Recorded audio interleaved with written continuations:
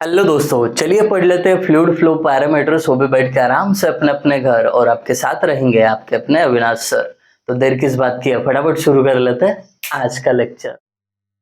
तो फाइनली दोस्तों, आज हम थर्ड चैप्टर शुरू करने जा रहे हैं जिसका नाम है फ्लूइड फ्लो पैरामीटर्स। अब फ्लूइड फ्लो पैरामीटर्स पढ़ने से पहले सेकंड चैप्टर में हमने क्या पढ़ा? जब वाटर आपका रेस्ट पोजीशन में होता है, जैसे कि डैम में आपने स्टोर करके रखा है, मतलब रेस्ट पोजीशन में, वाटर टैंक में आपने स्टोर करके रखा है तो रेस्ट पोजीशन में, उसका स्टडी किया। अब बारी है थर्ड चैप्टर में, आप पढ़ो कि जब वाटर फ्लो हो रहा है तो उसके बिहेवियर के बारे में आप पढ़ो। तो ये चैप्टर हमें पढ़ाएगा किस चीज के बारे में? जब आपका वाटर फ्लो हो रहा है तो उसका बिहेवियर कैसा रहेगा, उसके बारे में पढ़ना है। तो इंट्रोडक्शन में एक सीधी सिंपल लाइन बोलूंगा, study of flowing water. Water flow हो रहा है उसका study, but without considering forces. वो वाटर फ्लो तो हो रहा है बट उसके पीछे अगर कोई एक्सटर्नल फोर्स है तो उस फोर्स को कंसिडर नहीं करना है उस स्टडी में।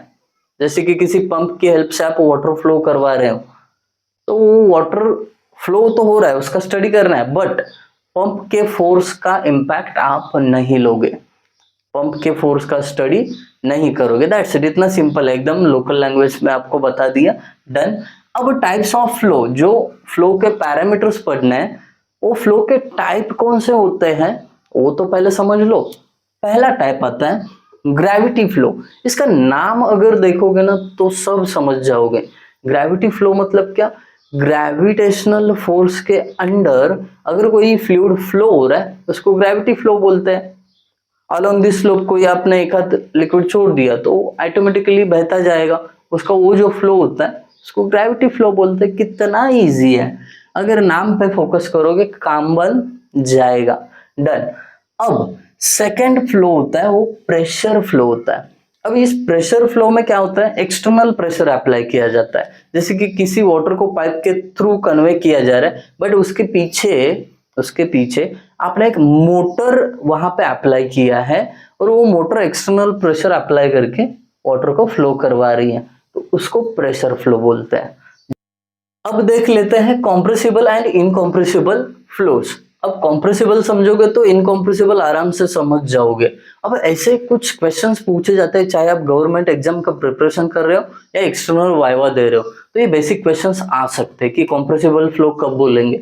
जब कॉम्प्रेसिबल फ्लो तब बोल सकते हैं जब उस फ्लूइड की वॉल्यूम एंड डेंसिटी चेंज होती रहती है, ठीक है, तब उसको कॉम्प्रेसिबल बोलते हैं। अगर किसी लिक्विड का वॉल्यूम और डेंसिटी दोनों चेंज नहीं हो रहे तो उसको इनकॉम्प्रेसिबल बोलते हैं। इतना सिंपल है, डन।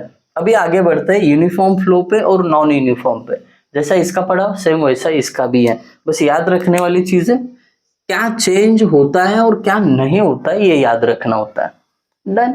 बढ़ते आगे, यूनिफॉर्म फ्लो किसको बोलते हैं?